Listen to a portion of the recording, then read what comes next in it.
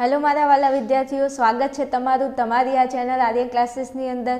आज आपणे गाला असाइनमेंट विज्ञानना प्रश्नपत्र 1 नो विभाग बी सॉल्व करवाना छीए।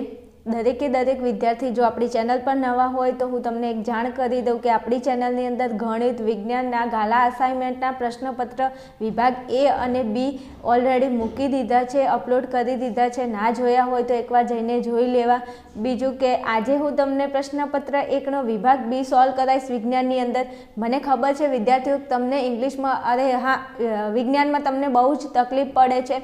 मने खबर है कि तमे प्रश्नों ने गोखो छो अने गोखवाथी क्यांक ने क्यांक तमने प्रश्नों याद रहता नहीं। विज्ञान तमने एक बोरिंग विषय जेवो लागे छे, पण एवुं नथी। विद्यार्थीओ खरेखर तमे प्रश्नों ने समझवानी कोशिश करता नहीं। जो तमे प्रश्नों ने समझो, समझीने याद राखो तो वधारे मजा आवे। तमे प्रश्नों ने गोखवानी कोशिश करशो तो क्यारे तमने याद नहीं रहे, अने जो याद पण रहेशे तो परीक्षा में क्यांक ने क्यांक तमे एने भूली जशो। तो आज हूँ तमने जे पण प्रश्नों सॉल्व कराईश तो दरेके दरेक प्रश्न एवी रीते सॉल्व कराईश, एवी रीते तमने याद रखाईश के तमने बहु ज मजा आवी जशे अने आ प्रश्न तमारे गोखवा नहीं पड़े। तमने केवी आपणे कहानीओ सांभळीए ने आपणे केवी मजा आवे तो एक कहानी स्वरूपे अने एनी अंदर जेटલું ડીપમાં જવાતું હશે એટલું જઈને હું તમને સમજાવીશ। પણ વિડીયોની અંદર બન્યા રહેજો, કારણ કે આપણો વિભાગ બી 18 માર્ક્સનો છે। 13 तमने प्रश्नों आपेला हशे अने एमांथी 9 प्रश्नों तमारे लखवाना रहेशे। तमने जे प्रश्न वधारे आवडतो होय, सारी रीते आवडतो होय ए प्रश्न तमारे लखवानो रहेशे। 13 मांथी कोई पण 9। पछी एवुं नहीं करवानुं एक्चुअली के मने तो बधा आवडे छे, लाइन बधा लखी दो तो बधा लखी देशो, पण मार्क्स तो तमने 9 क्वेश्चन ना ज मळशे, एटले ए वस्तुनुं ध्यान राखवुं। अहींया मैं सूचना लखी नथी, पण हुं तमने कही दऊं के विभाग बी आपणो 18 मार्क्सनो छे। 13 प्रश्नो हशे अने 13 मांथी तमारे कोई पण 9 लखवाना रहेशे। समझी गया हशो तमे? तो के हाँ, चलो आज आपणे आगळ जईए। प्रश्न नंबर 25 थी शुरुआत करीए छीए। हूँ तमने 13 क्वेश्चन सॉल्व करावुं छुं। तमने जे पण क्वेश्चन में वधारे इंटरेस्ट होय अने तमने सारी रीते जे क्वेश्चन याद रही जतो होय तो तमे ए परीक्षानी अंदर लखजो। ओके, चलो आपणे आगळ जईशुं। पहलो प्रश्न तमने पूछ्यो छे अहींया 25मो क्वेश्चन, तेल तेमज चरबीयुक्त खाद्य पदार्थों साथे नाइट्रोजन वायुने शा माटे भरवामां आवे छे? 2 मार्क्सनो प्रश्न पूछे तो आटલું તમારે લખવું પડે। હવે જો અહીંયા તમને પ્રશ્ન કહ્યો છે, બહુ સારો પ્રશ્ન છે કે તેલ તેમજ ચરબીયુક્ત ખાદ્ય પદાર્થો, एवा खाद्य पदार्थों एटले जे खावाना पदार्थ मतलब जे खावानी वस्तु छे एनी साथे नाइट्रोजन वायुने शा माटे भरवामां आवे छे? हवे 5 रुपया लईने तमे पડીકું लावो छो के नथी लावता? तो के हाँ, अमे स्कूले जईए ने एटले अमने बहु भूख लागे एटले अमारे पડીકા तो खावा ज पड़े। पछी एमां आपणे शुं खाईए? कोईने वળી सोया चिप्स भावतुं होय, कोईने सोया स्टिक भावतुं होय, कोईने सिंग भज्યું भावतुं होय, अथवा तो कोईने ओलुं बटाकानी चिप्स आवे ने, हाँ वेफर जेने कहेवाय ए भावती होय। तो बधानी पसंद अलग अलग होय। तो तमे आवा खाद्य पदार्थोने खाव छो के नथी खाता? तो के हाँ, ए तो अमारी फेवरेट वस्तु छे। अमारा घरे गमे एटલું खावा पड्युं होय ने तो ज्यां सुधी हूँ 5 रुपयानुं पડીકું ना खाऊं त्यां सुधी मने मजा ज नथी आवती। तो तमे जे 5 रुपयानुं पડીકું खाव छो ने एमां तमने खबर छे के 5 रुपयानी वस्तु होय अने जे पेकेट होय एटલું ए केटલું फूलेલું होय, पण पेकेट तमे ज्यारे तोड़ो ने तो एनी अंदर खावा केटલું होय? मुठी जेटલું નથી હોતું। तो कि हाँ, ए बात तमारी 100% साची। तो तमने क्यारे विचार आव्यो के आटલું બધું फूलेલું केम लागे छे? तो ए फूलेલું लागे एना पाछळ एक कारण जवाबदार छे के ए जे पेकेट होय एनी अंदर कयो वायु भरवामां आवे छे? तो एनी अंदर नाइट्रोजन वायुने भरवामां आवे छे। हवे केम नाइट्रोजन वायुने भरवामां आवे छे? तो पहला मौखिक समजाई दऊं के तमारुं जे पण खावानुं छे तेलवाळुं अने चरबीवाळो जे खोराक छे ए जे चिप्स होय के XYZ जे तमे पડીકા खाओ छो तो पડીકાनी अंदर नाइट्रोजन वायुने एटला माटे भरे छे के ए जे खावानुं छे ए खराब ना थई जाय, बगड़ी ना जाय एटला माटे। कारण के आपणे खबर छे के कोई पण खाद्य पदार्थ होय ए ऑक्सिजन साथे प्रक्रिया करीने जे आपणो खावानो खोराक होय ने एनो खोरो करी दे। जो स्टेप बाय स्टेप समजावुं के तेल तेमज चरबीयुक्त जे खाद्य पदार्थो होय, तेलवाळा अने जे चरबीयुक्त खाद्य पदार्थो होय ए हवामां जे ऑक्सिजन होय एनी साथे शुं करे छे? प्रक्रिया करे छे अने जे तमारो खावानो पदार्थ तमारुं जे खावानुं छे एने केवुं बनावी दे? खोरुं बनावी दे। हवे के खोरुं एटले शुं ना खबर होय ने तो एकवार चिप्स के कंई पण पડીકું लाववानुं अने एने खुल्लू हवा में राखवानुं, ए ऑक्सिजन साथे प्रक्रिया करशे अने पछी तमे एने खाशो तो ए तमने भावशे नहीं, कारण के एनो स्वाद ज नहीं आवे तमने। તો જો આવા ખાદ્ય પદાર્થો સ્વાસ્થ્ય માટે, એટલે જો આવું ખોરાક તમે ખાઓ જે ઓક્સિજન સાથે પ્રક્રિયા કરીને ખોરો પડેલો ખોરાક હોય એને તમે ખાઓ તો તમારા સ્વાસ્થ્ય માટે નુકસાનકારક છે કે નહીં? તો કે હા છે ને. તો આથી ખોરાક તમારો ના બગડે. હલો વિદ્યાર્થીઓ, તમને ખબર પડે છે? આપણો ખોરાક, આપણું ખાવાનું ના બગડે એના માટે, ખાવાનું બગડતું અટકાવવા માટે તેમાં એન્ટીઓક્સિડન્ટ, શું એન્ટીઓક્સિડન્ટ, એક્સિડન્ટ નથી લ્યા, ઓક્સિડન્ટ છે, જો ને બરોબર જુઓ. હા ચલો, એન્ટીઓક્સિડન્ટ તરીકે કોને ભરવામાં આવે છે? નાઇટ્રોજન જેવા નિષ્ક્રિય વાયુને ભરવામાં આવે છે. જો મેં તમને આખો પ્રશ્ન સમજાવ્યો, ખબર પડી હોય, ના પડી હોય ફરીથી સમજાવું. આપણો ખોરાક છે એ ઓક્સિજન સાથે શું કરે છે? પ્રક્રિયા કરે છે. અને આપણો ખોરાક ઓક્સિજન સાથે પ્રક્રિયા કરી શું ખાદ્ય પદાર્થો કેવા બની જાય છે? ખારા. આપણા ખાદ્ય પદાર્થો ઓક્સિજન સાથે પ્રક્રિયા કરે છે અને એના કારણે જે ખાદ્ય પદાર્થો એ કેવા બની જાય? ખોરા બની જાય. તો હવે અને ખોરા ના બને તો ખોરા બનતા અટકાવવા માટે તમારે શું કરવું પડે? તો આવા ખાદ્ય પદાર્થો આપણે જો ખાઈએ તો આપણા શરીરને શું થાય? નુકસાન થાય. તો આ બધું બંધ કરવા માટે, આ ખાદ્ય પદાર્થોને ખોરા થતા અટકાવવા માટે આપણે શું કરવું પડે? તો આ પદાર્થોને, આ ખોરાકને બગડતો અટકાવવા માટે તેમાં આપણે શું કરવું પડે? એન્ટીઓક્સિડન્ટ તરીકે નાઇટ્રોજન વાયુને ભરવો પડે. જો તમે ખાવાનો કોઈ પણ ખોરાક હોય એની અંદર નાઇટ્રોજન વાયુને ભરો તો આપણો ખોરાક બગડતો નથી. જેના કારણે તમે જુઓ કે કોઈ પણ પેકેટ હોય એ લગભગ લાંબા સમય સુધી પેકિંગની અંદર હોય તો પણ એ ખોરાક બગડતો નથી. એટલે એક વસ્તુ સમજી ગયા કે આપણા ખાદ્ય પદાર્થો બગડી ના જાય તો એને બગડતા અટકાવવા માટે નાઇટ્રોજન વાયુને ભરવામાં આવે છે. આઈ હોપ તમે સમજી ગયા છો. મેં બહુ જ તમને મૌખિક સમજાવ્યું કે આપણો ખોરાક ઓક્સિજન સાથે પ્રક્રિયા કરે, ઓક્સિજન સાથે પ્રક્રિયા કરી અને ખોરાક ખારો બની જાય. અને બીજું, આવો ખોરાક આપણે ખાઈએ તો આપણા સ્વાસ્થ્યને નુકસાન થાય.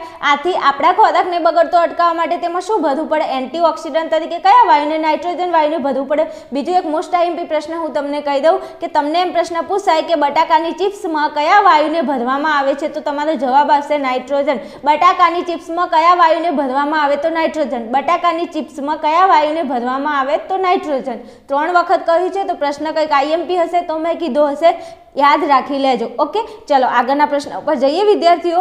અને જો તમને હું આજે પ્રશ્ન સમજાવું, તમને ઇઝીલી ખબર પડતી હોય વિદ્યાર્થીઓ, તો તમે મને પ્યારી એક કોમેન્ટ કરી શકો છો કે તમે સમજાવો. એમાં અમને બહુ જ ખબર પડે છે, કારણ કે હું તમને એક સ્ટોરી હોય ને એવી રીતે સમજાવું છું, નથી કે હું તમને ગોખવાની કોશિશ કરાવતી. ઓકે, તો મારા વાલા વિદ્યાર્થીઓ, તમને જો મારો વિડીયો પસંદ આવતો હોય, મારી મેથડ તમને ગમતી હોય, સેટ થતી હોય, તો તમે મને કોમેન્ટ ની અંદર જરૂરથી જણાવી શકો છો, કારણ કે તમારી કોમેન્ટ એ મારું મોટિવેશન છે.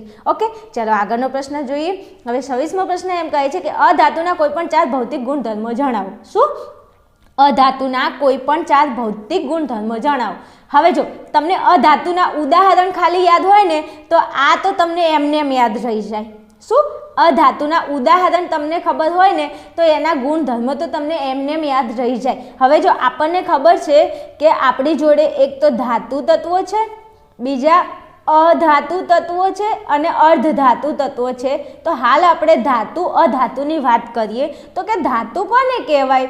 તો તમને ખબર છે કે ધાતુના ઉદાહરણ કયા કયા? તો કે હા ખબર છે ને, કેમ નહીં? પોટેશિયમ, પછી સોડિયમ, કેલ્શિયમ, મેગ્નેશિયમ, એલ્યુમિનિયમ, આ બધા શું છે વિદ્યાર્થીઓ? ધાતુ છે. શું છે? ધાતુ છે.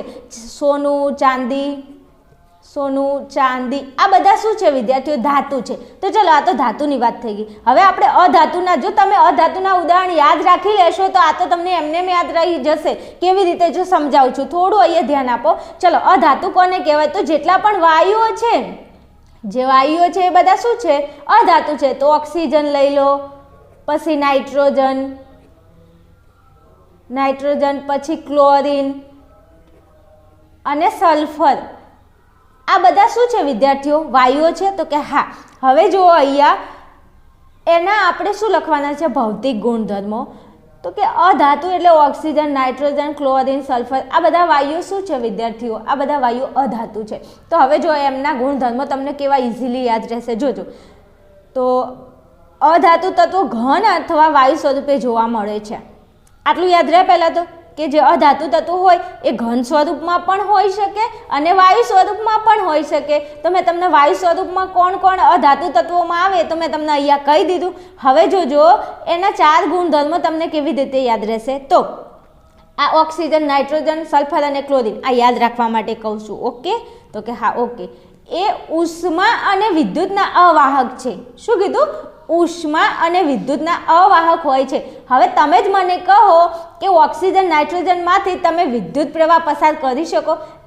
ચલો હા, એકદમ દેશી ભાષા મૌખિકમાં સમજાવું તો હું એમ કહું છું કે ઓક્સિજન, નાઇટ્રોજનની અંદરથી તમે વીજળીને પસાર કરી શકો? તો કે ના, એમાંથી થોડી વીજળી પસાર થતી હોય. તો હું એ જ કહું છું કે અહીંયા તમને આટલું યાદ રહેશે તો આ તો તમને એમને એમ યાદ રહી જશે. તો કે ઉષ્મા અને વિદ્યુતના આ લોકો કેવા હોય? અવાહક. અવાહક એટલે એમાંથી વીજળી પસાર ના થાય, વિદ્યુત પ્રવાહ પસાર ના થાય, એને અવાહક કહેવાય. અને સુવાહક એટલે જેમાંથી વિદ્યુત પસાર થાય. તમે જો આપણે એમ કહીએ કે તાંબાના તાર, શું તાંબાના તાર? તો તાંબાના તાર એ વિદ્યુતના કેવા છે? સુવાહક.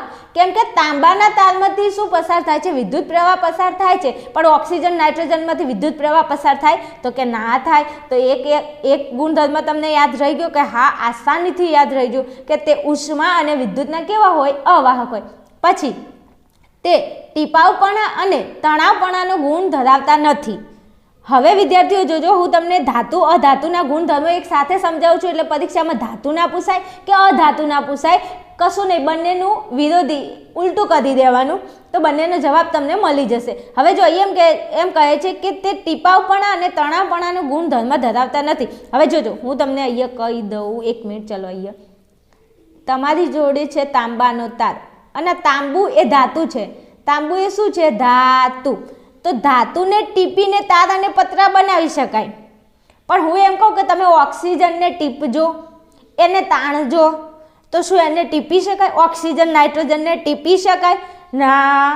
એને તાણીને લાંબુ કરી શકાય? તો કે ના. તો જે અધાતુઓ છે જેમ કે ઓક્સિજન, નાઇટ્રોજન, સલ્ફર, ક્લોરીન, તો અમને ટીપી ના શકાય, એટલે કે ટીપાવપણું, અને એને તાણી પણ ના શકાય, એટલે કે તણાવપણાનો ગુણ ધરાવતા નથી. પણ જે ધાતુ હોય ને, ધાતુ, એમને ટીપીને તમે તાર અને પતરા બનાવી શકો. એટલા માટે કહેવાય છે કે ધાતુ જે હોય એ ટીપાવપણા અને તણાવપણાનો ગુણધર્મ ધરાવે, પણ અધાતુ ટીપાવપણું, તણાવપણાનો ગુણધર્મ ધરાવતા નથી. તમે જ મને કહો ને, પણ ઓક્સિજન, નાઇટ્રોજનને ટીપી શકાય, એને તાણી શકાય? તો કે ના તાણી શકાય. આ તો એકદમ ઇઝી છે, બહુ મસ્ત ખબર પડે છે. તો હા, હું એમ જ કહું છું કે ખબર પડી જશે, થોડું ધ્યાન આપો. ચલો, પછી અહીંયા જો, તેના ગલન બિંદુ અને ઉત્કલન બિંદુ પ્રમાણમાં નીચા હોય છે. શું કહે છે? તેના ગલન બિંદુ અને એના ઉત્કલન બિંદુ પ્રમાણમાં કેવા હોય છે? નીચા હોય છે. એને ગાળવા હોય તો એકદમ નીચા પ્રમાણે નીચી ગરમી તમે એને આપો તો એ સરળતાથી એ ગળી જાય અને એ બાષ્પીભવન પણ પામે. એટલે તેના ગલન બિંદુ અને ઉત્કલન બિંદુ પ્રમાણમાં કેવા હોય છે? એકદમ નીચા હોય છે. ચલો, પછી તે રણકાર ઉત્પન્ન કરતા નથી. ધાતુ રણકાર ઉત્પન્ન કરે, અધાતુ રણકાર ઉત્પન્ન કરતા નથી. તો આ વળી શું? રણકાર એટલે અવાજ, અવાજ. રણકાર એટલે અવાજ. હવે જોજો, એક એક્ઝામ્પલ આપું, થોડું ધ્યાન આપજો. હું એમ કહું કે આપણી જોડે ધાતુ એટલે સોનું, ચાંદી. સોનું, ચાંદી એને ધાતુ કહેવાય. ઓક્સિજન, નાઇટ્રોજન એ બધા અધાતુમાં આવશે. હવે તમે સોનું અને ચાંદીને એકબીજા સાથે અથડાવો, અથવા ચાંદીને એક સાથે અથડાવો, અથવા તમે ચાંદીને નીચે નાખો તો એ અવાજ કરશે કે નહીં કરે? કરશે ને. જો એમ મારી ઉપર વિશ્વાસ ના આવતો હોય ને તો મારો વિડીયો જોતા હોય, ઘરમાં મમ્મી બાજુમાં બેઠી હોય કે બેન બેઠી હોય ને, તો બેને કે તો મમ્મીએ સોના ચાંદીના દાગીના તો પહેર્યા જ હશે, તો એકવાર પ્રયોગ કરી લો. બાજુમાં બેઠા હોય તો એમ કહો કે મમ્મી અથવા બેન, તમારી જે ચાંદીનું જે પણ વસ્તુ પહેર્યું હોય તો તમે એને એકબીજા સાથે અથડાવો, તો જોજો એ અવાજ કરશે. પણ હું એમ કહું કે ઓક્સિજન અને નાઇટ્રોજનને એકબીજા સાથે અથડાવો, શું તે અવાજ કરશે? રણકાર એટલે અવાજ કરવો. તો ઓક્સિજન, નાઇટ્રોજન એકબીજા સાથે અથડાય તો અવાજ થાય? હે, તમને સંભળાય છે કે ઓક્સિજન અથડાય તો અવાજ થાય? તમે કદી સાંભળ્યો એમનો અવાજ? હું તો કેટલો શ્વાસ લઉં છું પણ ક્યાંય એકબીજા અથડાતા જ નથી. તો એ લોકો શું નથી કરતા? રણકાર ઉત્પન્ન કરતા નથી. પણ જો તમને ધાતુ કે તો ધાતુ એકબીજા સાથે શું કરે છે? અથડાવો તમે એને તો એ રણકાર ઉત્પન્ન કરે છે. અને રણકારનો મતલબ શું થાય વિદ્યાર્થીઓ? અવાજ. અવાજ નહીં કરવાનો, શાંતિથી બેસીને ભણવાનું, ઘરમાં બહુ અવાજ સારો નહીં.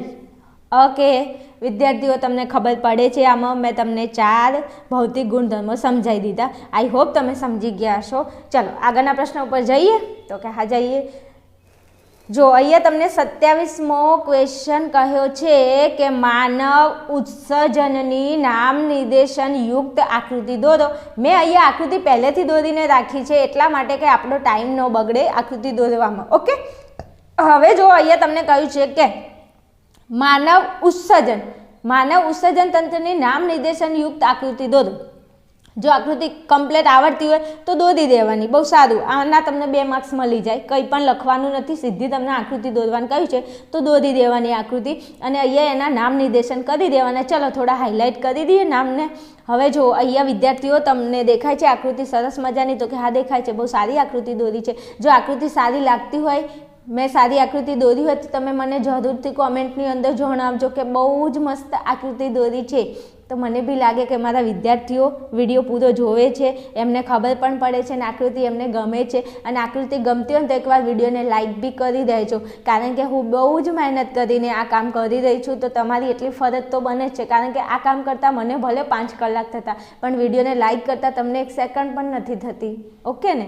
હા, તમને મારી સાથે લાગણી હોય તો તમે આ કામ કરી શકો છો, બાકી તો કોઈને ફોર્સફુલી નથી. તમને મારું કામ ગમતું હોય, મારી મેથડ સેટ થતી હોય, હું ભણાવું, તમને હેલ્પફુલ થતું હોય, ક્યાંક તમારા બોર્ડની રિઝલ્ટની અંદર તમે 2-5% વધારે લાવી શકતા હોય મારા લીધે, તમને એવું લાગતું હોય તો તમે શ્યોર મને હેલ્પ કરી શકો છો, મને સપોર્ટ કરી શકો છો. બાકી તો આ એક લાગણીનો વિષય છે. જો તમને મારી સાથે લાગણી હશે તો 100% તમે વિડીયોને લાઇક કરશો અને વિડીયોને આગળ વિદ્યાર્થીઓ સુધી શેર પણ કરશો. ચલો ટોપિકમાં જઈએ.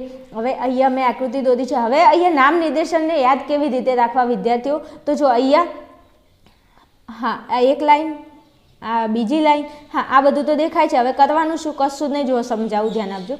અહીંયા આ સાઈડની જે લાઈન દેખાય છે એને અહીંથી તમારે દર્શાવવાની, એ છે મહાશિરા. શું છે? શિરા. શીરો નહીં. તમને કેમ શીરો યાદ આવે છે? બહુ ભાવતો હોય તો મમ્મીને કહી દો, મમ્મી શીરો બનાવી દેશે. આ છે શિરા. શું છે? શિરા. હલો, આ શું છે? શિરા.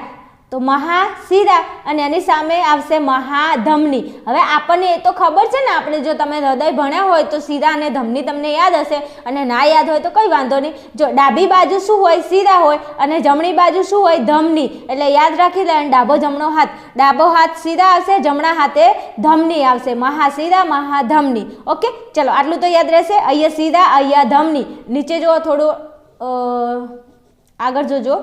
ચલો પછી જો આ જે દેખાય છે આ અને આ, વિદ્યાર્થીઓ, મારા વાલા વિદ્યાર્થીઓ, આને શું કહેવાય? આ બંને જે છે એને શું કહેવાય? મૂત્રપિંડ કહેવાય. શું કહેવાય વિદ્યાર્થીઓ? મૂત્રપિંડ. અહીંયા તમને દેખાતું પણ હશે તો કે હા, આને મૂત્રપિંડ કહેવાય. હવે જુઓ વિદ્યાર્થીઓ, આ મૂત્રપિંડને ઇંગ્લિશમાં શું કહેવાય? કિડની કહેવાય. કિડની. શું કહેવાય? કિડની. કિડની એટલે કીટલી નહીં, ચાની કીટલી નહીં હો. હા, આને કિડની કહેવાય. તમને ખબર છે કે કિડની ફેલ થાય તો માણસનું મૃત્યુ પણ થઈ શકે, એટલે આને સાચવીને રાખવી હો, મહેરબાની કરીને. હવે એમ ના કહેતા કે અમે કેવી રીતે સાચવીને રાખીએ? તો ખાવા પીવામાં બધી વાતે થોડું ધ્યાન બીજું રાખવાનું, તો આપણું શરીર થોડું સારું રહે, સુવ્યવસ્થિત રહે. ચલો, આપણા શરીરની અંદર આપણને ખબર છે કે કેટલા મૂત્રપિંડ આવેલા હોય? તો 2, એક આ અને એક આ. હવે તમે જુઓ, અહીંયા તમને જરા કુછ दिखता है, ये दिख रहा है, ये दिख रहा है, ये क्या है? ये क्या है? ये एक ग्रंथि है. कौन सी ग्रंथि है?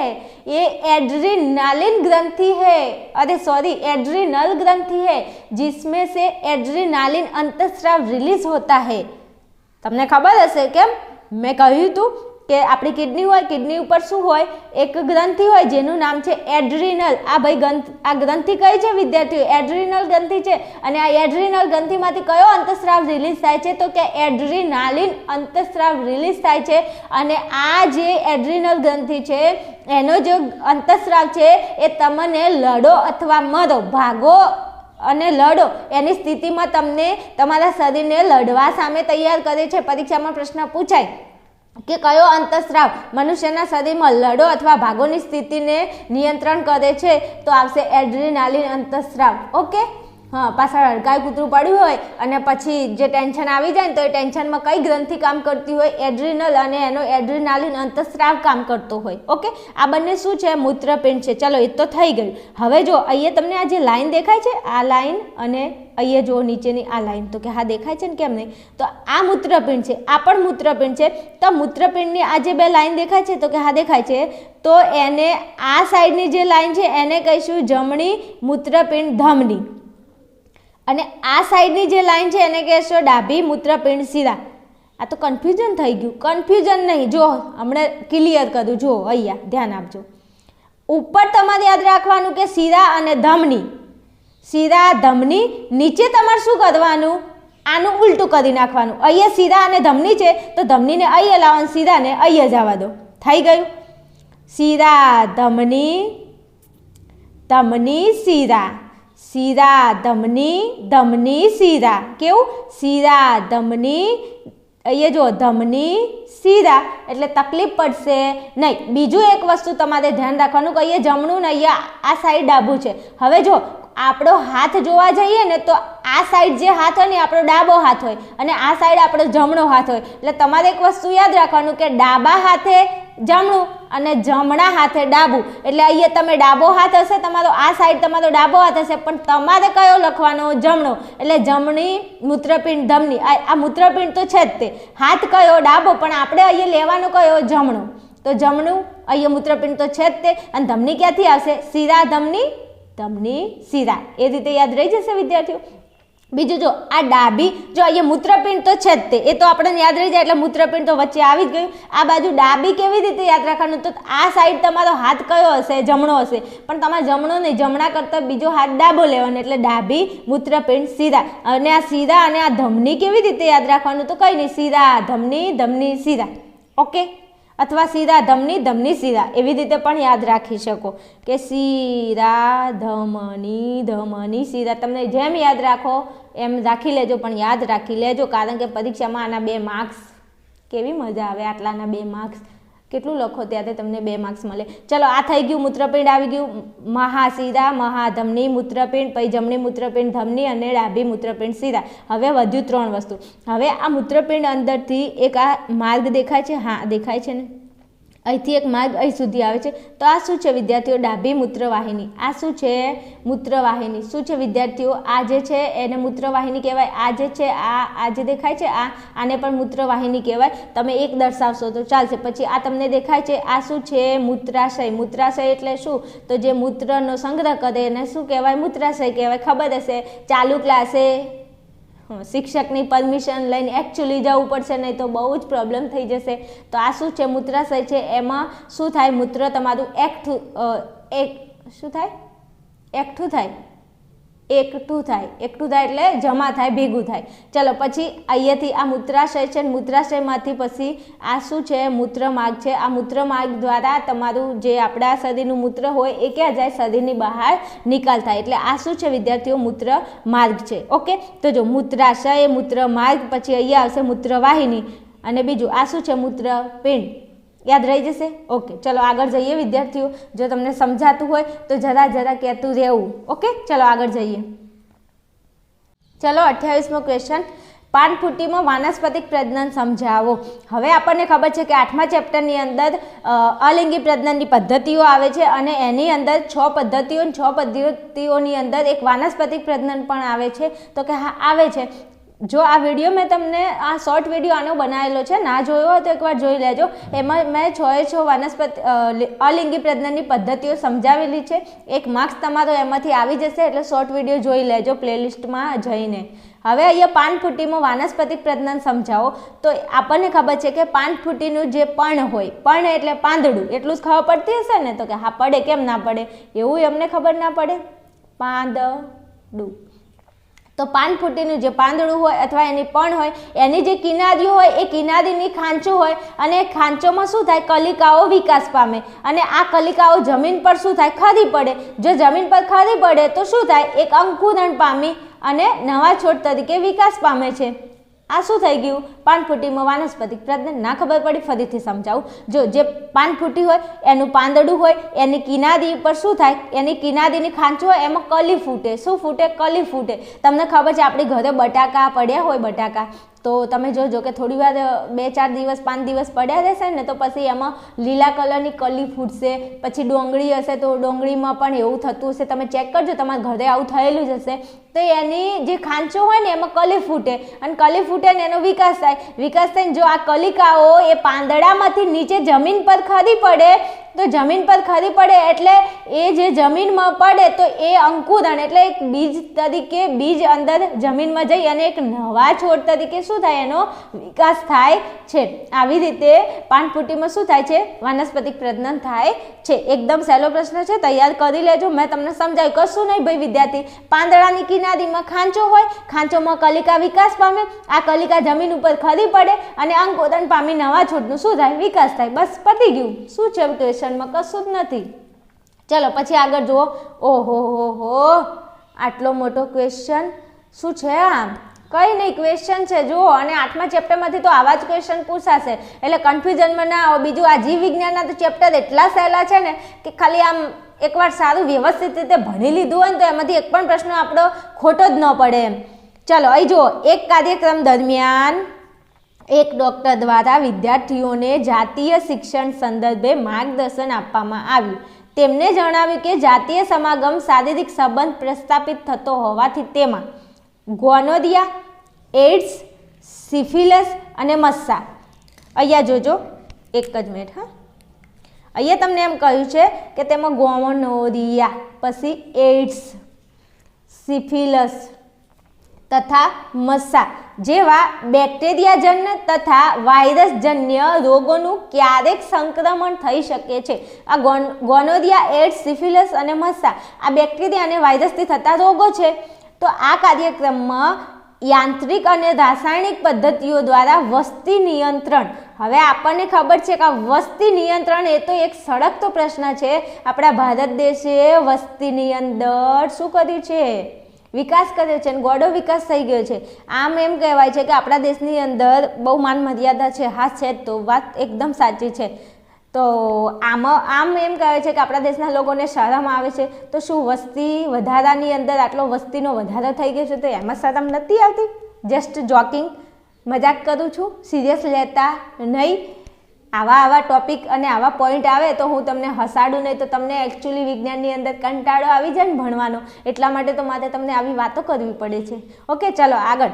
કરી શકાય છે તો તે સમજાવવામાં આવ્યું, જેમાં નિરોધનો ઉપયોગ, આંખડીનો ઉપયોગ, કોપરટીનો ઉપયોગ, સ્ત્રી નસબંધી, પુરુષ નસબંધી જેવી પદ્ધતિઓની જાણકારી આપવામાં આવી. એક મિનિટ. હા, દેખાય છે ને? વિદ્યાર્થીઓ બોલતા પણ નથી.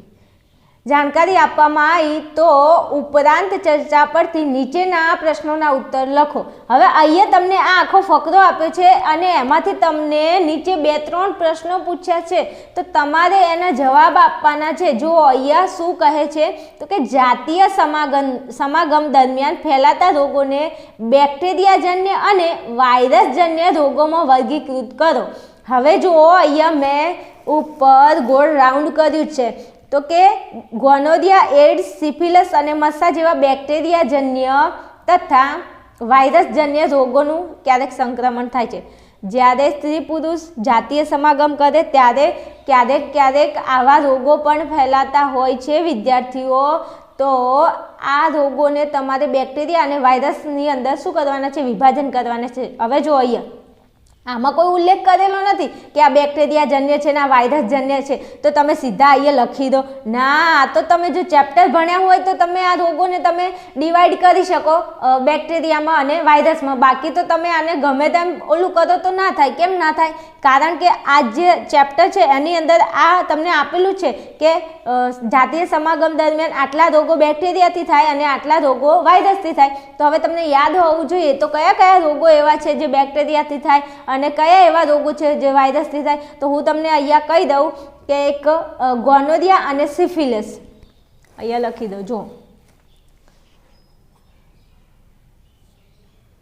અહીંયા આવશે ગોનોરિયા અને સિફિલિસ.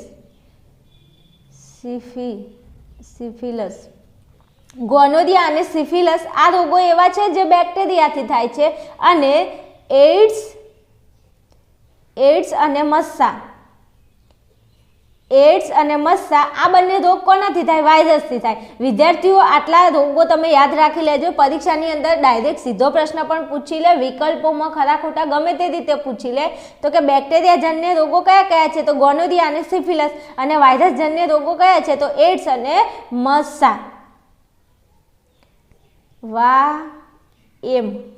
આમ યાદ રાખજો ને, એમ. અને અહીંયા યાદ રાખશો બેગોસી. શું? બેગોસી. આજ તો પેલા બેગોસીને આવતો રહ્યો છું. મને હંતાડો હમણાં આવશે ને તો મને બેગોસશે. તમે નહીં કોઈની જોડે લડાઈ ઝઘડો કરતા, તો આજ તો એને બેગોસી દીધી. બહુ બોલ કરતો તો મને આ બિલકુલ પસંદ નથી. આ આવું બોલે છે ને મને નથી પસંદ, એટલે આજે તો એને બેગોસી દીધી. નથી ગોસવી ભાઈ, તું ભણવાનું કરીને શું કામ કોકને હેરાન કરે છે ને બધાને મારીને આવે છે? તો યાદ રાખશો બેગોસી. બે એટલે બેક્ટેરિયા, ગો એટલે ગોનોરિયા, સી એટલે સિફિલિસ. યાદ રહી ગયું? તો કે હા, યાદ રહી ગયું. અહીંયા વાય એટલે વાયરસ, એ એટલે એડ્સ અને મ એટલે મસ્સા. સમજી ગયા? તો કે હા, જરૂરથી સમજી ગયા. ચલો આગળ જવું છે. બીજો પ્રશ્ન શું કહે છે જુઓ અહીંયા. તો વસ્તી નિયંત્રણ માટેની યાંત્રિક પદ્ધતિઓ માટે કોઈ પણ બે સાધનોના નામ લખો. અહીંયા એમ કહ્યું છે કે તમારે જો વસ્તીમાં વધારો ના કરવો હોય, વસ્તી વધે એ માટે તમારે નિયંત્રણ કરવું હોય તો તમે કઈ કઈ પદ્ધતિઓનો ઉપયોગ કરી શકો? તો અહીંયા આપણને કહ્યું છે જુઓ, જરા નજર દોડાવો. દેખો, વસ્તી નિયંત્રણ કરી શકાય તે સમજાવવામાં આવ્યું. જેમાં કોનો ઉપયોગ થાય? એક તમે નિરોધનો ઉપયોગ કરી શકો, આંખડીનો ઉપયોગ પણ કરી શકો, કોપટીનો ઉપયોગ પણ થાય, સ્ત્રી નસબંધીનો ઉપયોગ થાય અને પુરુષ નસબંધીનો પણ ઉપયોગ થાય. આ પાંચનો ઉપયોગ કરીને તમે શું કરી શકો? વસ્તી નિયંત્રણ એટલે કે વસ્તીમાં વધારો ના થાય એ માટે તમે આ 5 પદ્ધતિઓનો ઉપયોગ કરી શકો. બીજું મારે તમને એ કહેવું છે કે આ મોસ્ટ આઈએમપી પ્રશ્ન છે આ ચેપ્ટરનો. તમને 3 માર્ક્સની અંદર પૂછી લે. શું પૂછી લે? કે વસ્તી નિયંત્રણ માટેની 3 પદ્ધતિઓ સમજાવો. શું કહે? વસ્તી નિયંત્રણ માટેની 3 પદ્ધતિઓ સમજાવો. તો એક તો થઈ જશે યાંત્રિક પદ્ધતિ, એક તો રાસાયણિક પદ્ધતિ અને એક તમને છેલ્લે લાસ્ટમાં અહીંયા કહેલી છે, અહીંયા આપેલી છે સ્ત્રી નસબંધી અને પુરુષ નસબંધી. આ બંને એકમાં જ આવશે. એટલે આ તમે તૈયાર કરી લેજો વિદ્યાર્થીઓ. ખાસ આઈએમપી ક્વેશ્ચન છે એટલા માટે. હવે અહીંયા તમે નિરોધ અને આંકડી લખી શકો કે આ બંનેનો ઉપયોગ કરી અને તમે શું નવા બાળકનો જન્મ થતાં અટકાવી શકો, જેના લીધે વસ્તીમાં વધારો ના થાય. અને વસ્તીમાં વધારો ના થાય તો એકચ્યુઅલી આપણે શું નોકરી માટે ફોફા મારવા પડે નહીં. હાલ તકલીફ ક્યાં છે? વસ્તીમાં વધારો છે, એના લીધે બધાને નોકરી ધંધો ક્યાંક ને ક્યાંક મળતો નથી અને આપણી માથાદીઠ આવકમાં પણ તમને ખબર છે કે વધારો થતો નથી. હવે વસ્તી નિયંત્રણની પદ્ધતિઓ કઈ બે લખશો? તમને મજા આવે લખી શકો. તમે નિરોધ પણ લખી શકો અહીંયા, પછી તમે અહીંયા આંકડી પણ લખી શકો અને કોપટી આ પણ તમે લખી શકો. આ તમારા પ્રશ્નનો જવાબ થઈ ગયો. ચલો, આવા બધા પ્રશ્નો પૂછાય ને તો પરીક્ષાની અંદર આપણને તકલીફ ના પડે એ માટે આવા પ્રશ્નો થોડા ઘણા સોલ્વ કરી લેવા. ચલો આગળના ક્વેશ્ચન ઉપર જઈએ. ચલો 30મો ક્વેશ્ચન, વૈજ્ઞાનિક કારણ આપો.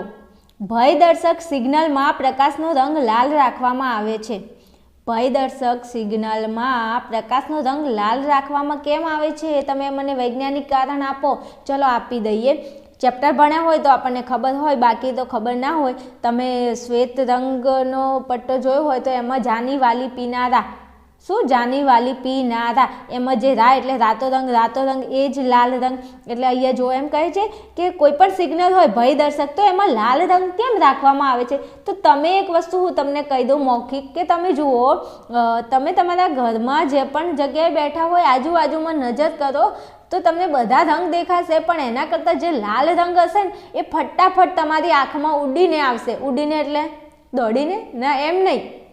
તમે બેઠા છો આજુબાજુમાં નજર કરો તો તમને બધા રંગ દેખાશે, એના કરતાં લાલ રંગ તમને ઝડપથી દેખાઈ જશે. શું? લાલ રંગ તમને ફટાફટ તમારી આંખમાં આવીને પડશે. નહીં પડે. શું તમે મજાક કરો છો? હા તો પણ હું મજાક જ કરું છું, પણ હું એમ કહું છું કે લાલ રંગ તમને ઝડપથી દેખાઈ જશે. તો અહીંયા જો એવું કેમ થાય છે કે લાલ રંગ આપણે ફટાફટ દેખાઈ જાય? જો તમારે જેટલા પણ રંગો હોય ને તમારી આંખોની સામે, પણ એના કરતાં જો લાલ રંગ હશે ને તો એ તમને ઝડપથી દેખાઈ જશે. તો એનું કારણ શું છે? તો અહીંયા જુઓ તો કે લાલ રંગના પ્રકાશની તરંગ લંબાઈ વધુ હોવાથી આ જે લાલ રંગ છે એના તરંગો તમારી સુધી આવે છે, તમારી આંખ સુધી પહોંચે છે. તો કેમ? તો એની તરંગ લંબાઈ એટલે એના તરંગો આવી રીતે એના જે તરંગો હોય એની લંબાઈ સૌથી વધારે છે બધા રંગો કરતાં. અને આ પ્રશ્ન પરીક્ષામાં પૂછાઈ શકે કે કયા રંગની તરંગ લંબાઈ સૌથી વધુ હોય છે? તો લાલ રંગની તરંગ લંબાઈ સૌથી વધુ હોય છે. તો સૌથી ઓછી તરંગ લંબાઈ કોની હોય છે? તો જાંબલી રંગની. પણ તમને એમ પૂછે કે કયા રંગની તરંગ લંબાઈ ઓછી હોય? તો જાંબલી. અને બીજું હા તમને એમ પૂછે કે કયા રંગનું પ્રકીર્ણન કયા રંગનું પ્રકીર્ણન સૌથી વધુ હોય છે? સૌથી વધુ તો શું આવશે? જાંબલી રંગ. શું આવશે? જાંબલી. આ 4 ક્વેશ્ચન પૂછાવા લાયક છે, ધ્યાન રાખજો. પ્રકીર્ણન સૌથી વધુ તો જાંબલી, તરંગ લંબાઈ સૌથી વધુ તો લાલ રંગ. ઓકે, ભાઈ એકબીજાનું વિરોધી કરી નાખવાનું. હવે જોઈએ જે લાલ રંગ છે એની શું છે? તરંગ લંબાઈ. જે લાલ રંગનો જે પ્રકાશ છે એની તરંગ લંબાઈ વધુ હોય છે. એટલે ધુમ્મસ આપણે સવારે જો જ્યારે શિયાળો હોય ને એટલે તમે જોજો વહેલા ધુમ્મસ ગળતો હોય તો તમને આજુબાજુમાં તમે જોશો ને તો દૂર દૂર સુધી કંઈ દેખાશે નહીં. તો આવું તમે જોયું હશે? તો કે હા અમે જોયું છે. તો ધુમ્મસ અથવા કોઈ ધુમાડો હોય, તમે જોજો તમારા ઘરમાં ક્યાંય આપણે બળતણ લાગતા હોય, મતલબ ચૂલો સળગાઈને આપણે રાંધવાનું જમવાનું બનાવતા હોય ને તો ત્યારે ધુમાડો થાય. તો ધુમાડાની હાજરીમાં જે બીજા રંગો હોય ને એ બીજા રંગોની સાપેક્ષે તેનું સૌથી ઓછું પ્રકીર્ણન થતું હોય છે. તમારે 2 વસ્તુ યાદ રાખવાની છે કે એક તો લાલ રંગની તરંગ લંબાઈ સૌથી વધુ હોય છે, બીજું ધુમ્મસ અને ધુમાડો હોય તો બીજા રંગોની સાપેક્ષે એનું પ્રકીર્ણન કેવું થાય? ઓછું થાય. મેં તમને કહ્યું કે લાલ રંગની તરંગ લંબાઈ વધુ છે અને એનું પ્રકીર્ણન કેવું છે? ઓછું છે. આ 2 પ્રશ્નો અહીંથી તમારે શીખવાના છે. પરીક્ષામાં વિકલ્પોમાં ખરા ખોટા ખાલી જગ્યામાં પૂછી શકે કે લાલ રંગના પ્રકાશની તરંગ લંબાઈ વધુ અને એનું પ્રકીર્ણન કેવું થાય છે? ઓછું થાય છે. એટલા માટે તે ઘણા દૂરથી પણ લાલ રંગને આપણે જોઈ શકીએ છીએ. ઘણા દૂરથી પણ લાલ રંગ આપણને ફટાફટ જોવા મળે છે. માટે ભયદર્શક સિગ્નલમાં કયા રંગનો ઉપયોગ થાય છે? લાલ રંગનો ઉપયોગ થાય છે. તમારે બે વસ્તુ યાદ રાખવાનું છે. કયું? તો લાલ રંગની તરંગ લંબાઈ વધુ હોય છે. બીજું ધુમ્મસ કે ધુમાડો હોય તો બીજા રંગોનું પ્રકીર્ણન વધુ થાય, પણ લાલ રંગનું પ્રકીર્ણન કેવું થાય? ઓછું થાય છે. માટે લાલ રંગને ભયદર્શક સિગ્નલમાં રાખવામાં આવે છે. સમજી ગયા? તો કે હા, એકદમ ક્લિયર સમજી ગયા. ચલો આગળ 31માં ક્વેશ્ચન ઉપર જોઈએ. હવે અહીંયા તમને દાખલો આપ્યો છે, દેખાય છે? તો કે હા દેખાય છે ને, કેમ ના દેખાય? તો જો અહીંયા તમને એમ કહ્યું છે કે 31મો ક્વેશ્ચન છે, કોઈ વિદ્યુત બલ્બના ફિલામેન્ટ તારમાંથી 0.5 એમ્પિયર વિદ્યુત પ્રવાહ 10 મિનિટ સુધી વહે છે, તો પરિપથમાં વહન પામતો વિદ્યુત ભાર ગણો. હવે જુઓ અહીંયા તમને 0.5 એમ્પિયર અહીંયા તમને વિદ્યુત પ્રવાહ I આપી દીધો છે. તો કે હા અહીંયા તમને આ મિનિટ એટલે તમને ટાઈમ પણ આપી દીધો છે. અહીંયા તમારે શું ગણવાનું છે? વિદ્યુત ભાર. અને વિદ્યુત ભારને શું કહેવાય? Q કહેવાય. તો તમને ખબર હશે ને? તો કે હા મને ખબર છે. ઓકે, બહુ ડાયા. ચલો હવે જુઓ અહીંયા હું લખી દઉં છું કે I એટલે વિદ્યુત પ્રવાહ. વિદ્યુત પ્રવાહ કેટલો આપેલો છે આપણને? તો 0.5 એમ્પિયર દેખાય છે? તો કે હા. પછી અહીંયા આપણને ટાઈમ કેટલો આપેલો છે? તો ટાઈમ આપણને આપેલો છે 10 મિનિટ. હવે વિદ્યાર્થીઓ જુઓ, ટાઈમ આપણને મિનિટમાં આપ્યો છે. તો આપણને ખબર છે કે ટાઈમનો SI એકમ કયો છે? તો કે સેકન્ડ છે. તો આપણે આ મિનિટને સેકન્ડમાં ફેરવવી પડશે. તો કે હા, કેમ નહીં ફેરવવી? તો જો આપણને ખબર છે કે 1 મિનિટની સેકન્ડ કેટલી થાય? 60 સેકન્ડ. તો અહીંયા 10 મિનિટની સેકન્ડ કેટલી? તો આપણે આનો ક્રોસમાં ગુણાકાર કરશું. તો કે હા, કેમ નહીં? તો 60 × 10 કરો તમે તો જવાબ કેટલો આવશે? 600 સેકન્ડ. તો આપણે હવે ટાઈમમાં સેકન્ડ કેટલી લઈશું? 600 સેકન્ડ. હવે આપણી જોડે એક સૂત્ર છે. કયું? તો આપણી જોડે એક સૂત્ર છે કે I = Q/T. હવે જો આપણને શું શોધવાનું છે? વિદ્યુત ભાર Q. આપણને જો આઈ આપેલો છે, ટી આપેલો છે, આપણને ક્યુની જરૂર છે, તો હું ક્યુને કરતા બનાવું તો આ જે ટી છે એ ટી ક્યાં જશે? ગુણાકારમાં જશે. તો કે હા, તો ચલો કરતા બનાવીએ. ક્યુ બરાબર આઈ ગુણ્યા ટી. હવે આઈ આપણને આપેલો છે કેટલો છે? જુઓ 0.5 એમ્પિયર. તો હવે હું આ 0.5 લખું એના કરતાં આ પોઈન્ટ કાઢવા માટે હું નીચે 10 મૂકી શકું? તો કે હા મૂકી શકો ને. તો 5 ભાગ્યા 10 ગુણ્યા, હવે જો આપણે આ 5 લઈ લીધા, અહીંયા પોઈન્ટ હતો, પોઈન્ટ કાઢવા માટે આપણે શું કર્યું? નીચે 10 મૂકી દીધા. હવે અહીંયા ટી એટલે 10 મિનિટ ના, આપણને શું લેવાનું છે? સેકન્ડ લેવાનું છે. તો અહીંયા જો 600 સેકન્ડ આપેલી છે. તો આઈ અને ટી ગુણાકારમાં હતું. તો કે હા, તો ચલો આટલું થઈ ગયું. હવે શું કરવાનું? મેડું ઉડી ગયું. 6 પંચાને 30 અને 1 0 અહીંયા હતા જ તે, તો 0 મૂકી દીધો. તો ક્યુ બરાબર કેટલા આવ્યા? 300 કુલમ. અને કુલમને આપણે શેના વડે દર્શાવીએ છીએ? આઈનો એકમ છે સી વડે. ઓકે, આટલો દાખલો હતો, સરસ મજાનો, યાદ રાખી લેવો. રોકડા 2 માર્ક્સ, એક પણ માર્ક્સ કપાવવું ના જોઈએ, અડધો માર્ક્સ પણ ના કપાય. દાખલો એકદમ સહેલો છે, તૈયાર કરી લેજો. ચલો પછી આગળનો તફાવત કહે છે 32મો. શેનો તફાવત છે? શ્રેણી જોડાણ અને સમાંતર જોડાણ. તો શ્રેણી જોડાણ અને સમાંતર જોડાણ જોઈ લઈએ. તો કે હા જોઈ લઈએ, કેમ નહીં. ચલો, શ્રેણી જોડાણ અને સમાંતર જોડાણનો તફાવત અહીંયા આપણે લીધેલો છે. તો કે અવરોધોના આ પ્રકારના જોડાણમાં પ્રવાહને વહેવાનો એક જ માર્ગ હોય છે. આપણને ખબર છે કે શ્રેણી જોડાણ હોય તો શ્રેણી જોડાણની અંદર જે આપણો વિદ્યુત પ્રવાહ હોય તો એને વહેવાનો માર્ગ કેવો હોય છે? એક જ માર્ગ હોય છે. તમને ખબર છે કે અહીંયા આપણે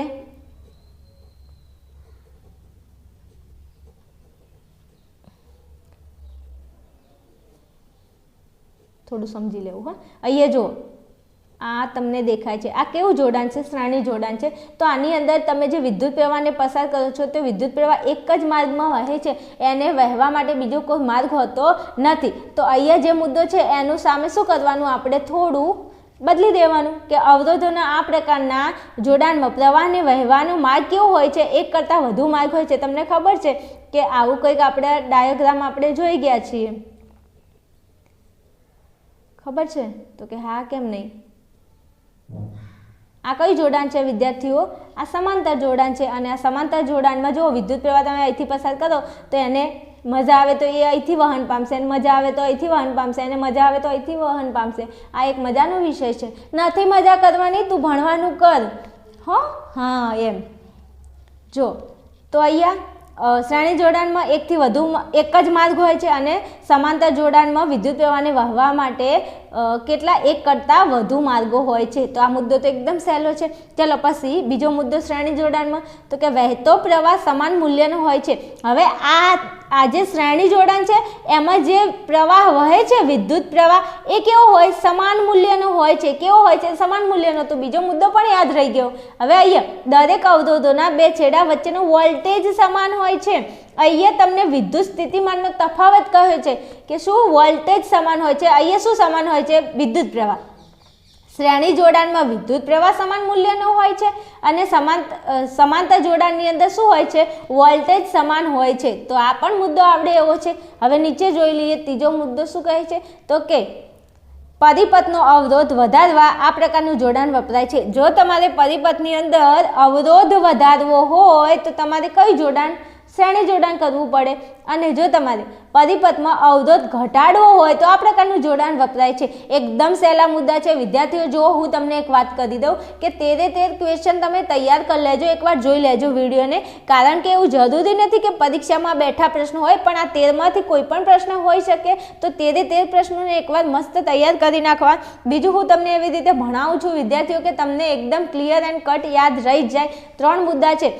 શ્રેણી જોડાણમાં એક જ માર્ગ હોય છે, સમાંતર જોડાણમાં એકથી વધુ માર્ગો હોય છે, શ્રેણી જોડાણમાં વિદ્યુત પ્રવાહ સમાન મૂલ્યનો હોય છે અને સમાંતર જોડાણમાં વોલ્ટેજ સમાન મૂલ્યનો હોય છે. અવરોધ વધારવો હોય તો શ્રેણી જોડાણ, પરિપથમાં અવરોધ વધારવા માટે આ પ્રકારનું જોડાણ થાય છે, અને પરિપથમાં અવરોધ ઘટાડવો હોય તો સમાંતર જોડાણ થાય છે. આમાં શેષ શું? કશું જ નથી. પણ એકચ્યુઅલી છે ને આપણને જોર આવે છે તૈયારી કરતા. તૈયારી કરો, હવે બહુ ટાઈમ નથી એક્ઝામને. ચલો આગળ જઈએ. જો આગળનો 33મો ક્વેશ્ચન શું કહે છે? તો કે ફ્લેમિંગનો ડાબા હાથનો નિયમ લખો. આ સિદ્ધાંત પર કાર્ય કરતા કોઈ પણ બે વિદ્યુત ઉપકરણોના નામ જણાવો.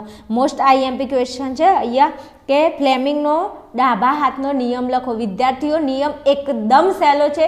જો હાલ સુધી આવડતો તો કે નહોતો આવડતો મને ખબર નથી, પણ હાલ તમે આટલો નિયમ જોઈ લીધો તો પતી ગયું. બસ તમને આખી જિંદગી નહીં ભૂલાય એટલો મસ્ત નિયમ છે. જો અહીંયા લખવાનું કે ફ્લેમિંગનો ડાબા હાથનો નિયમ.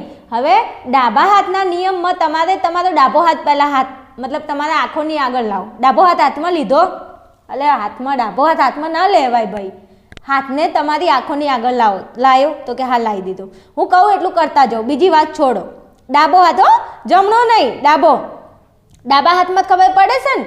હા, ડાબા હાથનો ઉપયોગ તમે ક્યાં કરતા હશો એ તમને ખબર છે, અને જમણા હાથનો ઉપયોગ તમે ક્યાં કરતા હશો એ તમને ખબર છે. હવે હસવાની કોઈ જરૂર નથી. આજુબાજુમાં કોઈક બેઠું હશે ને તો એમ કહે છે કે એ સોરો ગાંડો થઈ ગયો. સોરો ગાંડો નથી થયો, સોરો ભણવા બેઠો છે અને એને ભણવામાં બહુ મજા આવે છે, કારણ કે એ વિજ્ઞાન મારી જોડે ભણે છે. ક્યાંક તમને મજા આવતી હશે, હું નથી કહેતી, આવતી હશે. અને આવતી હોય તો પછી કોમેન્ટમાં કહેજો કે હા મજા આવે છે હસવાની ભણવાની, બધું સાથે, ગમત સાથે જ્ઞાન. એનું નામ છે વિજ્ઞાન. ઓકે, હવે જુઓ, ચલો તમારો ડાબો હાથ, તો કે હા ડાબો હાથ અમે અમારી નજરની સામે લઈને જ બેઠા છીએ. હવે તમે કંઈક બોલો આગળ, તો તમારા ડાબા હાથનો પહેલા અંગૂઠો જોયો, તો કે હા અંગૂઠો જોયો. આ રહ્યો અંગૂઠો જોયો, તો કે હા અંગૂઠો જોયો. હવે પ્રથમ આંગળી, પહેલા અંગૂઠો, પછી પ્રથમ આંગળીને સીધી કરો. અંગૂઠો જેમ છે એમ સીધો રાખો, આંગળીને સીધી કરો. પછી તો વચ્ચેની આંગળી લો, તો કે હા 3 3 ને અમે જોઈ લીધી. હવે શું કરવાનું? અંગૂઠાને સીધો રાખો, આંગળીને સીધી રાખો, અને વચ્ચેની જે આંગળી છે આ 3ને તમે એવી રીતે પ્રસારો, એમને એવી રીતે ગોઠવો કે તેઓ પરસ્પર શું રહે, એકબીજાને લંબ રહે. હવે તમારે ડાબા હાથનો નિયમ પૂછાય તો પરીક્ષામાં કંઈ જ નહીં કરવાનું. તમારો ડાબો હાથ તમારી નજરની સામે લાવો, તમારો અંગૂઠો, તમારી પહેલી આંગળી, તમારી બીજી આંગળી, આ 3 3ને તમારે એવી રીતે પ્રસારવાનું કે આ 3 3 એકબીજાને કેવા રહે, લંબ રહે. કેવા રહે? લંબ. તો કહેવાય લંબ એટલે શું? તો લંબ એટલે કંઈ નહીં, બંને એકબીજા વચ્ચે કેટલા અંશનો ખૂણો બનાવતા હોય, 90 અંશનો ખૂણો. તો કે એ મને ખબર કેવી રીતે પડે? સમજાવું છું જરા ધીરે ધીરે, શાંતમ પાપમ. જો પ્રથમ આંગળી ચુંબકીય ક્ષેત્રની દિશામાં હોય અને બીજી આંગળી વિદ્યુત પ્રવાહની દિશામાં હોય તો અંગૂઠાની દિશા વાહક પર લાગતા બળની દિશા દર્શાવે છે. વિદ્યાર્થીઓ અહીંયા 3 વસ્તુ છે, અને અહીંયા તમારે 3 વસ્તુ યાદ રાખવાની છે. જો અહીંયા થોડું સાઈડમાં સમજાવું છું. અહીંયા અંગૂઠો દેખાય છે? હા, અંગૂઠો, પછી પ્રથમ આંગળી. આ નિયમમાં કશું જ નથી, આટલું સમજાવું એટલું સમજી લો, પતી જાય. અને બીજી આંગળી. ઓકે, તો કે હા ઓકે. હવે જો અંગૂઠો એ શું દર્શાવે? તો કે બળની દિશા. ઓકે, હા. પ્રથમ આંગળી શું દર્શાવે? તો જો અહીંયા પ્રથમ આંગળી ક્યાં ગઈ? આદિ પ્રથમ આંગળી ચુંબકીય ક્ષેત્રની દિશા, ચુંબકીય ક્ષેત્રની દિશા, અને બીજી આંગળી એ વિદ્યુત પ્રવાહની દિશા. બીજી આંગળી શું બતાવે? વિદ્યુત પ્રવાહની દિશા. આ 3 ને 3 6 વસ્તુ જો તમને યાદ રહી ગયું તો તમને આખો ક્વેશ્ચન યાદ રહી જશે. કેવી રીતે? તો તમારા ડાબા હાથનો અંગૂઠો, ડાબા હાથની પ્રથમ આંગળી, ડાબા હાથની બીજી આંગળી. તો કે હા એ 3 અમને યાદ રહી ગયું. હવે જો અંગૂઠો શું બતાવે? બળની દિશા. અંગૂઠો બળની દિશા, એટલે એ યાદ રહી ગયું. હા, પ્રથમ આંગળી ચુંબકીય ક્ષેત્રની દિશા, અને બીજી આંગળી શું બતાવે? વિદ્યુત પ્રવાહની દિશા. બસ નિયમ પતી ગયો. આટલું 3 વસ્તુને તમારે આ 3 વસ્તુ સાથે સેટ કરી લો એટલે વાત થાય પૂરી. અંગૂઠો બળની દિશા બતાવે, પ્રથમ આંગળી ચુંબકીય ક્ષેત્રની દિશા બતાવે, અને બીજી આંગળી વિદ્યુત પ્રવાહની દિશા બતાવે. બસ પતી ગયું. અહીંયા જો નિયમ પણ એ જ કહે છે, જો કે ડાબા હાથનો અંગૂઠો, પ્રથમ આંગળી, વચ્ચેની આંગળી, આ 3ને તમારે એવી રીતે પ્રસારવાની કે એ શું રહે? પરસ્પર લંબ રહે. બીજું, જો પ્રથમ આંગળી શું બતાવે? ચુંબકીય ક્ષેત્રની દિશામાં હોય અને બીજી આંગળી વિદ્યુત પ્રવાહની દિશામાં હોય તો અંગૂઠાની દિશા શું બતાવે? વાહક પર લાગતા બળની દિશા બતાવે. હવે કેવી રીતે સમજાય દઉં? માની લો કે આ તમારી શું છે? પ્રથમ આંગળી છે.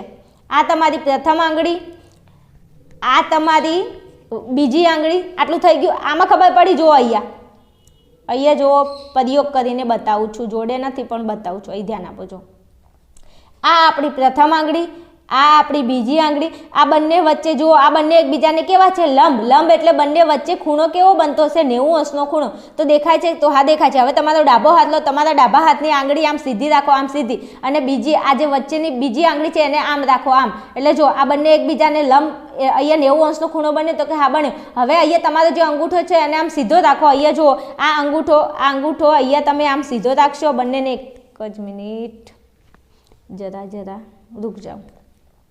આ જુઓ, અહીંયા આ શું છે? અંગૂઠો દેખાય છે? હા, અહીંયા અંગૂઠાને તમે ઉપર રાખી દો એટલે આ ત્રણે ત્રણ એકબીજાને કેવા બની ગયા? લંબ બની ગયા. કેવા બની ગયા? લંબ. બસ આટલો જ છે નિયમ વિદ્યાર્થીઓ, બીજું આમાં કશું વિશેષ નથી. દેખાય છે? તો કે હા દેખાય છે. નિયમમાં ખબર પડી ગઈ હશે. આઈ હોપ તમે સમજી ગયા હશો. 3 વસ્તુ યાદ રાખશો એટલે તમારું કામ તમામ. તમારું નહીં, પ્રશ્નનું કામ તમામ એમ. હા, ચલો હવે જો આ સિદ્ધાંત પર કાર્ય કરતા 2 ઉપકરણો, તો એક તો વિદ્યુત મોટર અને વિદ્યુત જનરેટર. આ વિદ્યુત મોટર અને વિદ્યુત જનરેટર કોના પર કામ કરે છે? તો કે ફ્લેમિંગના ડાબા હાથના નિયમ પર કામ કરે છે. ઓકે, આગળ જઈએ. હું તમને સમજાવું છું. વિડીયો લોંગ હશે પણ એમાં તકલીફ એટલી છે કે હું તમને ડીપમાં સમજાવું છું, અને એકવાર આટલો વિડીયો જોઈ લેશો એટલે આ પ્રશ્નોને તમારે રિવિઝન ખાલી કરવાનું રહેશે. એને ગોખવા બી નહીં પડે અને એને વારંવાર તૈયાર કરવાની પણ જરૂર નહીં પડે. એક જ વાર સમજી લેશો વ્યવસ્થિત ટાઈમ આપીને, તો તમારે આની રામાયણ પતી જશે એમ. હવે જો 34મો ક્વેશ્ચન, તફાવત આપો જૈવ વિઘટનીય પદાર્થો અને જૈવ અવિઘટનીય પદાર્થો. આ તો એક જેવું જ લાગે છે, એક જેવું નથી. જરા ઝૂમ કરકે દેખો. અહીંયા જૈવ વિઘટનીય કીધું છે અને અહીંયા જૈવ અવિઘટનીય કહ્યું છે. અમુક છોકરા હોય ને એમને તો બધું સેમ ટુ સેમ જ લાગે. હે આ તો સેમ ટુ સેમ છે. નથી, પણ તું જો ને, પહેલા જો. અહીંયા વિઘટનીય અને અહીંયા અવિઘટનીય કહ્યું છે. દેખાય છે? તો કે હા દેખાય છે ને. ચલો હવે જોઈએ જૈવ વિઘટનીય પદાર્થો અને જૈવ અવિઘટનીય પદાર્થો. હવે જૈવ વિઘટનીય પદાર્થો એટલે શું? તો કે એવા પદાર્થો જેમનું જૈવ પ્રક્રિયાઓ વડે અથવા જીવાણુ કે મૃતોપજીવી દ્વારા શું થાય? વિઘટન કરી શકાય. શું કરી શકાય? વિઘટન કરી શકાય. અવિઘટનીય એટલે જેનું વિઘટન ના થાય. તો કે જે પદાર્થોનું જૈવ ક્રિયાઓ વડે અથવા જીવાણુ કે મૃતોપજીવી દ્વારા વિઘટન ન કરી શકાય તેવા પદાર્થોને શું કહેવાય? જૈવ અવિઘટનીય પદાર્થો કહે છે. જો વિઘટનીય એટલે જેનું વિઘટન થાય અને અવિઘટનીય એટલે જેનું વિઘટન ન થાય. પતી ગયું, બસ. હવે જો આ મુદ્દામાં ખબર ના પડી હોય ને તો શાંતમ પાપમ. આગળ આમાં સમજાવું છું એટલે વધારે ખબર પડી જશે. પછી જો એમ કહે છે કે વિઘટકોની પ્રવૃત્તિ દ્વારા તેનો નિકાલ થઈ શકે છે. આ જે પદાર્થો છે ને એનો શું થાય? સરળતાથી એનો નિકાલ થઈ શકે. પણ આ અવિઘટનીય પદાર્થો છે એમના વિઘટકોની પ્રવૃત્તિ દ્વારા તેમનો નિકાલ થઈ શકતો નથી.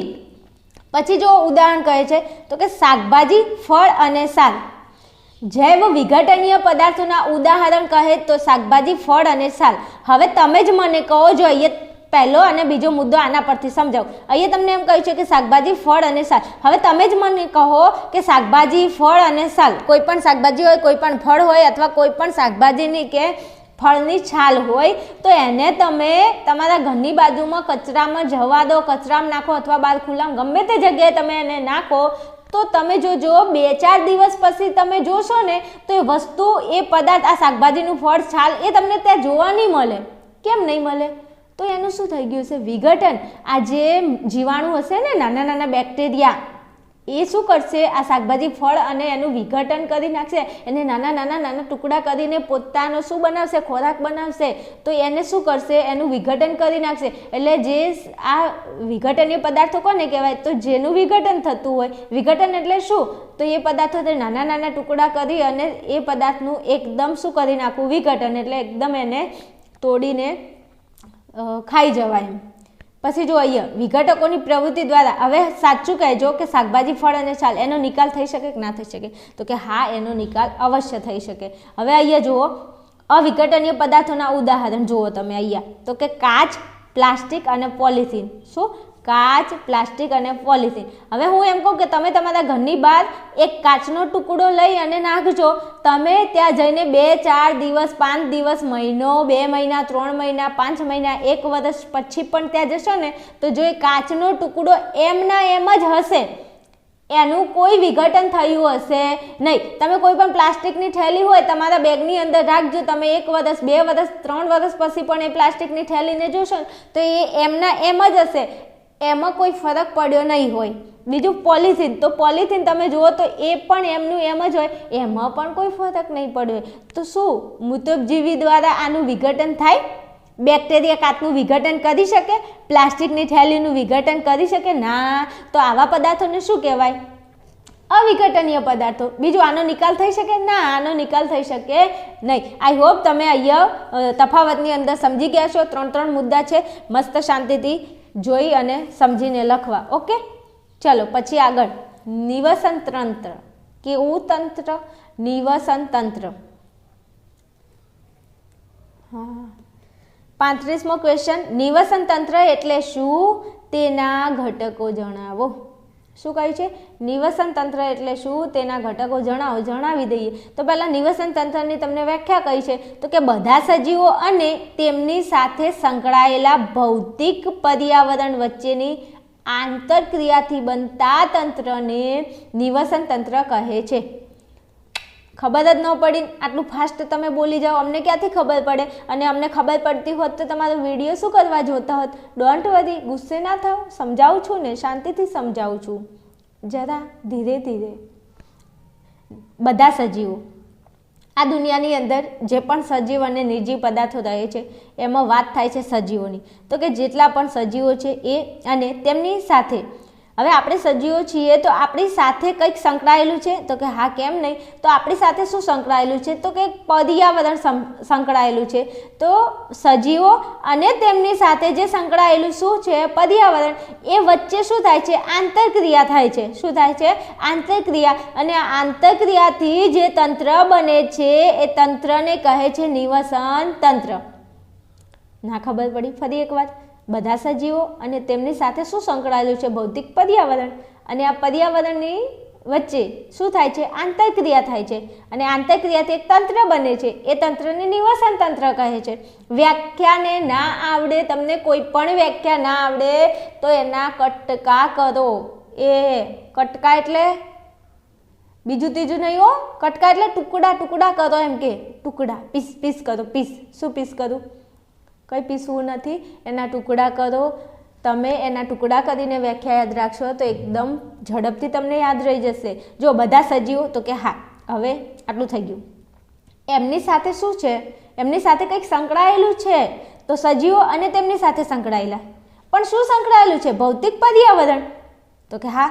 અને આ પર્યાવરણની વચ્ચે શું થાય છે? આંતરક્રિયા. અને આંતરક્રિયાથી શું થાય છે? તંત્ર બને છે. તો આ તંત્રને શું કહેવાય? નિવસન તંત્ર. બધા સજીવો, તેમની સાથે સંકળાયેલ ભૌતિક પર્યાવરણ, એમની વચ્ચે આંતરક્રિયા થાય, એનાથી તંત્ર બને. અને આ તંત્રને શું કહેવાય? નિવસન તંત્ર કહે છે. જો હવે નિવસન તંત્રના ઘટકો કેટલા? 2. નિવસન તંત્રના ઘટકો કેટલા? 2. હસતા નહીં હો, મને ખબર છે તમે બેઠા બેઠા હસતા હશો. કેમ? હું 2 કહું છું ને, 2. બકરીની જેમ 2 નહીં કરવાનું. 2. નિવસન તંત્રના ઘટકો કેટલા? 2. કયા કયા? અજૈવિક ઘટકો અને જૈવિક ઘટકો. અજૈવિક ઘટકો અને જૈવિક ઘટકો. જો નિવસન તંત્રની વ્યાખ્યા થઈ ગઈ. એના ઘટકો કેટલા? તો કે 2. કયા કયા? અજૈવિક ઘટકો અને જૈવિક ઘટકો. હવે અજૈવિક ઘટકોની અંદર નિર્જીવ ઘટકો હશે. કેવા? નિર્જીવ. અને જૈવિક ઘટકોની અંદર બધા સજીવો. હવે નિર્જીવ ઘટકો પણ કયા કયા? તો જો ભૂમિ. ભૂમિ એટલે શું થાય? જમીન. હવે જો આપણે સ્ટેપ બાય સ્ટેપ યાદ રાખીએ તો કે જમીન, ભૂમિ એટલે જમીન, જમીન એટલે ભૂમિ. તો કે જમીન, ભૂમિ, એની ઉપર શું આવે? પ્રકાશ આવે સૂર્યનો? તો કે હા આવે. પ્રકાશ આવે તો પ્રકાશ એકલો નથી આવતો, પ્રકાશ પવનને લઈને આવે છે. શું? પ્રકાશ અને પવન. આપણી ભૂમિ છે, આપણી જમીન છે, તો જમીન ઉપર તમે જુઓ દિવસ ઉગે ને એટલે પ્રકાશ આવે. તો કે હા આવે. બીજું પવન તો આપણે 24 કલાક હોય છે, તો કે પવન પણ જમીન ઉપર હોય. બીજું તાપમાન હોય છે ને, તાપમાન. હા, ગરમી લાગે છે, હા ઠંડી લાગે છે, આજે તો શિયાળો હોય, એટલો શિયાળો, આજે શિયાળો, બધો શિયાળો આજે દેખાઈ રહ્યો છે. તો કે હા, તો તાપમાન પણ છે. હવે જો તાપમાન વધે તો વરસાદ આવે, અને વરસાદ આવે તો શું થાય? ભેજ આવે. આવે ને બધું એક સાથે. જો અહીંયા જમીન છે, જમીન ઉપર પ્રકાશે હોય, પવને હોય અને એની ઉપર તાપમાને હોય, બીજું વરસાદે આવે ને વરસાદ આવે તો કેવી ઠંડી લાગે અને પછી ભેજ વધે કે ના વધે? વધે. તો આ બધા જે તમને ઘટકો દેખાય છે કેવા છે? નિર્જીવ. અને નિર્જીવ ઘટકો એ અજૈવિક અને જૈવિક ઘટકોની અંદર શું આવશે? બધા સજીવો. Okay, I hope is clear. સમજી ગયા છો વિદ્યાર્થીઓ? ચલો આગળના ક્વેશ્ચનમાં જઈએ. ચલો વિદ્યાર્થીઓ, 37મો ક્વેશ્ચન અહીંયા તમને કહ્યો છે. જુઓ કેટલો મસ્ત મજાનો તમને અહીંયા ક્વેશ્ચન આપેલો છે કે નીચેના ભાગોના નામ શોધો. જુઓ અહીંયા નીચેના ભાગોના નામ શોધો. અહીંયા તમને આકૃતિ આપી છે, દેખાય છે? તો કે હા દેખાય છે. કેમ નથી દેખાતું? આ શું છે એકચ્યુઅલી? તમે મને કોમેન્ટની અંદર જણાવજો. આને શું કહેવાય? દિલ કહેવાય? એ દિલ નથી. આને શું કહેવાય?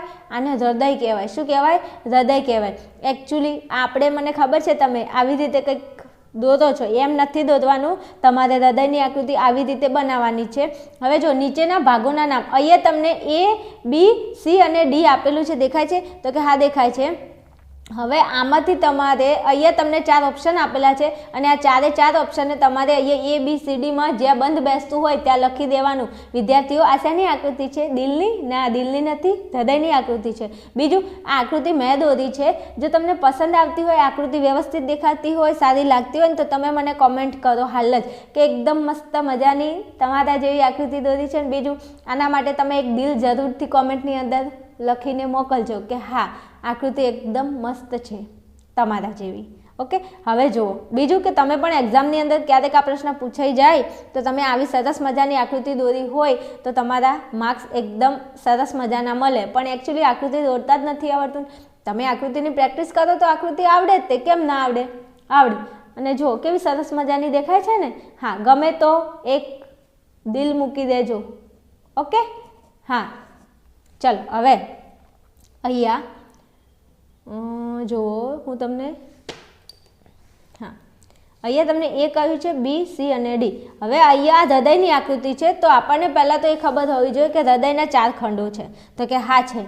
આ એક ખંડ, આ બીજું, આ ત્રીજું અને ચોથું, આ 4 ખંડો છે. તો કે હા. હવે આપણને ખબર છે કે હૃદયના 4 ખંડોમાંથી ઉપરના 2 ખંડો હોય. ઉપરના 2 ખંડોને શું કહેવાય? તો કે ઉપરના બંને ખંડોને શું કહેવાય? કર્ણકો કહેવાય. તો હું આ ઉપરના ખંડોને લખી દઉં કે આને શું કહેવાય? કર્ણકો. શું કહેવાય? કર્ણકો.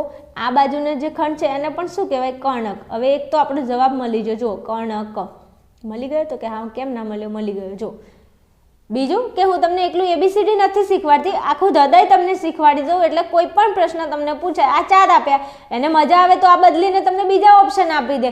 તો પછી આપણે તો આ 4 જ તૈયાર કર્યા હતા. તો એ વખતે પછી ડખો પડે અને ડખો ના પડવા દેવો એ માટે પૂરેપૂરું બધું તૈયાર કરી લેવું. હવે જો મેં તમને એમ કહ્યું કે હૃદયના 4 ખંડો, આ એક ખંડ, આ બીજો ખંડ, આ ત્રીજો અને ચોથો ખંડ. તો ઉપરના જે 2 ખંડો છે એને શું કહેવાય વિદ્યાર્થીઓ? કર્ણકો કહેવાય. શું કહેવાય? કર્ણકો.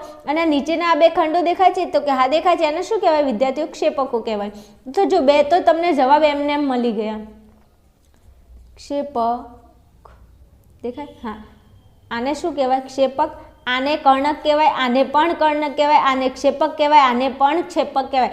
ઉપરના 2 ખંડોને શું કહેવાય વિદ્યાર્થીઓ? કર્ણકો. અને નીચેના 2 ખંડોને શું કહેવાય? ક્ષેપક કહેવાય. હા ચલો એટલું તમને ખબર પડી ગઈ? તો કે હા પડી ગઈ. હવે આપણને ખબર છે ડાબું કર્ણક, ડાબું ક્ષેપક, જમણું કર્ણક, જમણું ક્ષેપક, આવું આપણે કંઈક સાંભળ્યું છે. તો હવે આ ડાબું જમણું મારે કેવી રીતે સેટ કરવું? મારે એમ જ તકલીફ પડે છે. તો કશું જ નહીં, આપણા શરીરમાં આપણો જે હાથ હોય ને એના કરતાં આપણા શરીરની જે આકૃતિ હોય ને એને ઉલટાવી દેવાની. હે એ તો ખબર જ ના પડી. જરા ફરીથી સમજાવું ને તો ફરીથી સમજાવું. જુઓ અહીંયા આપણો જે જમણો હાથ હોય ત્યાં તમારે ડાબું લખવાનું, તમારો જે ડાબો હાથ હોય ત્યાં તમારે જમણું લખવાનું. હવે ડાબો હાથ કોને કહેવાય, જમણો હાથ કોને કહેવાય એ તમને પહેલાં ખબર હોવી જોઈએ. ને પછી તમે પરીક્ષાની અંદર જઈને લખીને આવો ને પછી એમ કહો મેડમ તમારો વિડીયો જોયો તો તમે અમને ખોટું ભણાવ્યું, ડાબું ને જમણું મેં તો આવું લખ્યું હતું. તો મેં તને ક્યાં કહ્યું હતું? પહેલાં તને ખબર તો હોવી જોઈએ ને કે ડાબો હાથ કોને કહેવાય, જમણો હાથ કોને કહેવાય. તમને એમાં ખબર ના હોય ને પછી તમે મને એમ કહો તો એ તો ના ચાલે ને. તમને ખબર હોવી જોઈએ કે જમણા હાથનો ઉપયોગ ક્યાં થાય, ડાબા હાથનો ઉપયોગ ક્યાં થાય. એટલે જે બાજુ તમારો જમણો હાથ હોય ત્યાં બાજુ લખો ડાબું. સમજ્યા? જે બાજુ તમારો જમણો હાથ હોય એ બાજુ લખો ડાબું અને જે બાજુ તમારો ડાબો હાથ હોય ત્યાં લખો જમણું. પત્યું. ઓકે, જમણું. જો બેના તો જવાબ આવી ગયા. આપણને બી પૂછ્યો તો જમણું ક્ષેપક ઓપ્શનમાં હશે, દેખાય છે? હા આ રહ્યું જમણું ક્ષેપક. તો આ જમણું ક્ષેપક એટલે બી.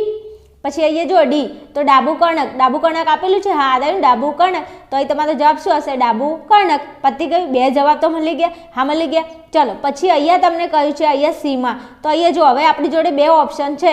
હવે બીજું તમને એક ખબર છે કે જમણા ક્ષેપક અને ડાબા ક્ષેપક બંને ક્ષેપકોને અલગ પાડતો એક શું છે? પટલ આવેલું છે. તો આ જે પટલ છે ને એ શું છે? તો એ આંતરક્ષેપક પટલ છે. તો આ સીમાં તમારો જવાબ શું આવશે? આંતરક્ષેપક પટલ. અને હવે અહીંયા તમારો જે એ દેખાય છે ને, હા અહીંયા જે એ છે તો એની અંદર બાકી શું વધ્યું? તો આરોહી ધમનીકાંડ. એની અંદર શું આવશે? અહીંયા લખી દઉં છું એ, એટલે તમે સમજી લેજો કે એની અંદર શું આવશે? આરોહી ધમનીકાંડ. વિદ્યાર્થીઓ તમને ખબર પડી હશે તો કે હા અમને ખબર પડે છે ને કેમ નથી પડતી. હવે થોડું તમે અહીંયા ધ્યાન આપજો, બીજું થોડું સમજાવું. અહીંયા જુઓ આ જે ક્ષેપક છે તો ક્ષેપકો જમણું કર્ણક અને જમણું ક્ષેપક. અહીંયા જુઓ આ જે છે ને આને શું કહેવાય વિદ્યાર્થીઓ? આને ત્રિદલ વાલ્વ કહેવાય. શું કહેવાય? ત્રિદલ વાલ્વ. ત્રિદલ વાલ્વ પરીક્ષાની અંદર પૂછાય, થોડું ધ્યાન રાખજો. અને અહીંયા તમને જે દેખાય છે આ તમને જે દેખાય છે એને શું કહેવાય? દ્વિદલ વાલ્વ. શું કહેવાય? દ્વિદલ વાલ્વ. ઓકે હવે જો ડાબું કર્ણક ડાબું ક્ષેપક, ડાબું કર્ણક ડાબું ક્ષેપક, એની વચ્ચે કયો વાલ્વ હોય? દ્વિદલ. એટલે ડાબું અને દ્વિ, યાદ રહી જશે. દ્વિ. ડાબું કર્ણક ડાબું ક્ષેપક, એની વચ્ચે કયો વાલ્વ હોય? દ્વિદલ વાલ્વ હોય. અને જમણું કર્ણક અને જમણું ક્ષેપક આ બંને વચ્ચે કયો વાલ્વ હોય? આ રહ્યો દો. આ વાલ્વને શું કહેવાય? દ્વિદલ વાલ્વ કહેવાય. જમણું કર્ણક જમણું ક્ષેપક દ્વિદલ વાલ્વ, ડાબું કર્ણક ડાબું ક્ષેપક દ્વિદલ વાલ્વ. પરીક્ષામાં આ પૂછાય છે અને પૂછાઈ ગયેલા પ્રશ્નો છે કે જમણા કર્ણક જમણા ક્ષેપક વચ્ચે કયો વાલ્વ હોય? દ્વિદલ. અને ડાબું કર્ણક ડાબું ક્ષેપક વચ્ચે કયો વાલ્વ હોય? દ્વિદલ. હવે જો આ દ્વિ અને ત્રિ એમાં અલગ પાડતા શીખવાડી દઉં. ડા સાથે દ્વિ આવે. દ્વિ. કારણ કે જો ડા એ એક જેવું લાગે અને દ્વિ એ એક જેવું લાગે, તો એક યાદ રહી જાય તો બીજું તો એમને યાદ રહી જાય. ઓકે વિદ્યાર્થીઓ, આકૃતિ કેવી લાગી ને તમે મને કોમેન્ટમાં જરૂરથી જણાવજો. અને એના માટે તમે એક આવું સરસ મજાનું દિલ મોકલી દેજો. ઓકે ચલો આગળ જવું છે હવે? તો કે હા આગળ જઈએ બીજા પ્રશ્ન ઉપર. ચલો 37મો ક્વેશ્ચન અહીંયા તમને આપેલો છે. હા દેખાય છે? ઓકે ચલો હા બસ. હવે જો અહીંયા તમને કહ્યું છે કે ફ્યુઝ વિશે ટૂંકમાં સમજાવો. ફ્યુઝ વિશે ટૂંકમાં સમજાવો. તો અહીંયા ફ્યુઝ વિશે તમારે નોંધ લખવાની છે. તો આપણને ખબર છે કે આપણું જે વિદ્યુત પરિપથ હોય તો કે ઘરેલું વિદ્યુત પરિપથમાં વિદ્યુત ફ્યુઝ એક મહત્વનો વિદ્યુતનો ઘટક છે. તો કે હા આ મને ખબર છે. પછી તેના ઉપયોગથી પરિપથમાં શું થાય? તેના ઉપયોગથી પરિપથમાં શોર્ટ સર્કિટ અથવા ઓવરલોડિંગને કારણે થતા અકસ્માતો જેવા કે વિદ્યુત શોક, આગ, વિદ્યુત ઉપકરણોને નુકસાન વગેરે અટકાવી શકાય. હવે વિદ્યાર્થીઓ આપણને એક વસ્તુ ખબર છે. તો કે શું ખબર છે? તમને આ 2 વસ્તુ વિશે ખબર હોવી જોઈએ, શોર્ટ સર્કિટ અને ઓવરલોડિંગ. તો કે શોર્ટ સર્કિટ કોને કહેવાય? તો જ્યારે ન્યુટ્રલ વાયર અને લાઈવ વાયર એ એકબીજાના સંપર્કમાં આવે એટલે શોર્ટ સર્કિટ થાય. તડાકા ને ભડાકા થાય ને, હા તો તડાકા ને ભડાકા થાય એને શોર્ટ સર્કિટ કહેવાય.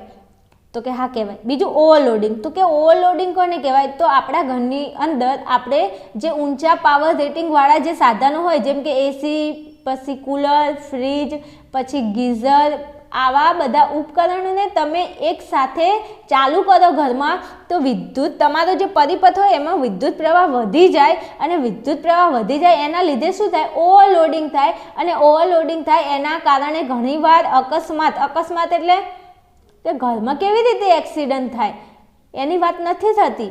તમને ઘણીવાર વિદ્યુત શોક, તમને ઘણીવાર કરંટ લાગી જાય છે, ખબર છે? તો કે હા. પછી ઘણીવાર આગ પણ લાગે છે વિદ્યુતના કારણે.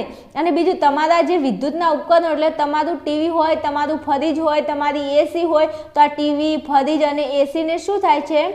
નુકસાન થાય છે. ઘણીવાર તો બળી પણ જાય છે. એવું તમને કહેતા એ આ તો બળી ગયું, તો એ બળી જાય છે. તો એ કોના લીધે? તો શોર્ટ સર્કિટના લીધે અથવા ઓવરલોડિંગના. તો શોર્ટ સર્કિટ અને ઓવરલોડિંગ ના થાય એના માટે તમે તમારા પરિપથની અંદર શેનું જોડાણ કરવાનું? ફ્યુઝને તમારા પરિપથની અંદર શું કરવાનું, જોડી દેવાનું, તો તમારી ઘરની અંદર શોર્ટ સર્કિટ અને ઓવરલોડિંગ નહીં થાય. ઓકે, હા, ઓવરલોડિંગ નિવારવા માટે ફ્યુઝ જરૂરી નથી. ઓવરલોડિંગ માટે તમે દરેકે દરેક જે સાધનો છે એને એકસાથે ચાલુ કરાય નહીં. ચલો પછી આગળ શું કહે છે, તો કે ફ્યુઝ એ શું છે, તો ફ્યુઝ એ નીચા ગલન બિંદુવાળો ટૂંકો અને તાંબાનો તાર છે. હલો, હા બોલો ને, અમે સાંભળીએ છીએ. શું કોઈ ફોન બીજો ચાલુ છે? ના, જસ્ટ જોકિંગ. ફ્યુઝ એ નીચા ગલન બિંદુવાળો ટૂંકો એટલે નાનો જ તાર છે. અને કોનો તાર છે? તાંબાનો તાર છે. જો પરીક્ષાની અંદર પૂછાય કે ફ્યુઝ એ શેનો તાર છે, તો ફ્યુઝ એ તાંબાનો તાર છે. તો ફ્યુઝ એ તાંબાના તારનો બનેલો હોય છે. બીજું એ શું કામ કરે છે, તો કે પરિપથમાં વિદ્યુત પ્રવાહ સલામત મર્યાદા કરતાં વધી જાય તો તમારા ઘરની અંદર વિદ્યુત પ્રવાહ વધારે વધી જાય તો આ ફ્યુઝ શું થાય છે, ઓગળી અને તૂટી જાય છે. અને તેના કારણે પરિપથ કેવો થઈ જાય, ખુલ્લો બની જાય છે. અને અહીંયા આજે ઓવરલોડિંગ અને શોર્ટ સર્કિટ થતાં શું થાય છે, અટકી જાય છે. તમે વિદ્યુત ફ્યુઝને તમારા પરિપથની અંદર જોડો તો જો તમારા ઘરની અંદર વિદ્યુત પ્રવાહ મર્યાદા કરતાં વધી જાય તો ફ્યુઝ શું થાય, ઓગળી જાય. અને ઓગળી જાય એટલે આપણું જે ઘરનો પરિપથ એટલે જે વાયર ફિટિંગ હોય ને તમારા ઘરમાં, તો એ વાયર ફિટિંગને શું કરી નાખે, ખુલ્લું કરી નાખે. જો વાયર છેડા એકદમ છૂટા છેડા થઈ જાય તો એમાંથી વિદ્યુત પ્રવાહ પસાર થાય, ન થાય ને. તમને ખબર છે કે આપણા ઘરની અંદર કોઈના છૂટા છેડા થઈ જાય તો પછી એનો ઘર સંસાર આગળ હેડે ના હેડે. તો આપણે પણ અહીંયા પરિપથની અંદર જો વિદ્યુત પ્રવાહ અને ફ્યુઝ ઓગળી જાય તો વિદ્યુત પ્રવાહ પરિપથ કેવો થઈ જાય, ખુલ્લો થઈ જાય. અને વિદ્યુત પરિપથ ખુલ્લો થઈ જાય તો એમાં વિદ્યુત પ્રવાહ આગળ વધે નહીં. વિદ્યુત પ્રવાહ આગળ ના વધે તો શું ના થાય, શોર્ટ સર્કિટ ના થાય. અને એનાથી આગ પણ ના લાગે, વિદ્યુત શોક કરંટ પણ ના લાગે. અને આપણા વિદ્યુતના જે સાધનો છે એ સાધનોને કોઈ નુકસાન થાય નહીં.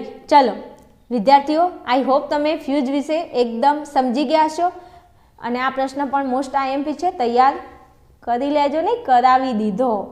ઓકે, જો વિદ્યાર્થીઓ મારો વિડીયો લોંગ પણ હશે પણ તમે જોજો, આખો વિડીયો જોયો હશે તો તમે સમજી ગયા છો કે હું તમને કેટલી હદે જઈને પ્રશ્નો સમજાવું છું. હું તમને એક એક પ્રશ્નો ડીપમાં સમજાવું છું. અને બીજું તમને પણ ખબર પડી ગઈ હશે કે આ પ્રશ્નો હવે તમારે બોર્ડ સુધી તમે ખાલી એકવાર નજર મારી લેશો ને તો પણ આ પ્રશ્નો તમારા એકદમ ક્લિયર એન્ડ કટ થઈ જશે. બીજું વિદ્યાર્થીઓ, હું બહુ જ મહેનત કરીને તમારા માટે વિડીયો બનાવું છું. તો દરેકે મારા વાલા વિદ્યાર્થીઓ જે મને મારી જોડે ભણે છે, જેમને મારા વિડીયો ક્યાંક ને ક્યાંક હેલ્પફુલ થાય છે, તો તમે દરેકે દરેક વિદ્યાર્થી મારા વિડીયોને બધા વિદ્યાર્થીઓ સાથે શેર કરજો. જે વિદ્યાર્થીઓ વિજ્ઞાનની અંદર ક્યાંક પાસ થવા મથે છે, જે છોકરાઓ વિજ્ઞાનની અંદર વારંવાર નપાસ થાય છે, તો એવા તમારા જે પણ ફ્રેન્ડ સર્કલ હોય, જે પણ વિદ્યાર્થી મિત્રો હોય, એમને તમે આપણો વિડીયો અવશ્ય પહોંચાડજો. બીજું કે વિજ્ઞાનના ગાલા અસાઇનમેન્ટના પ્રશ્નપત્ર 1 થી 6 ના વિભાગ એની લિંક હું ડિસ્ક્રિપ્શનની અંદર નાખી દીધેલી છે. તમે એકવાર ડિસ્ક્રિપ્શન ઉપર જઈ અને પ્રશ્નપત્ર 1 થી 6 ના વિભાગ એ ના જોયા હોય તો એકવાર જોઈ લેજો. બીજું આપણી ટેલિગ્રામની લિંક પણ નીચે ડિસ્ક્રિપ્શનની અંદર આપેલી છે, તો તમે તેના ઉપર જઈ અને આપણા ટેલિગ્રામની અંદર પણ જોઈન થઈ શકો છો. ચલો મળીશું એક નવા વિડીયોમાં. ત્યાં સુધી તમે જોતા રહો આર્યન ક્લાસીસ અને આપણી ચેનલને ખાસ સબસ્ક્રાઈબ કરી લેજો અને તમારા મિત્રો સુધી શેર કરજો. જય હિન્દ, જય ભારત.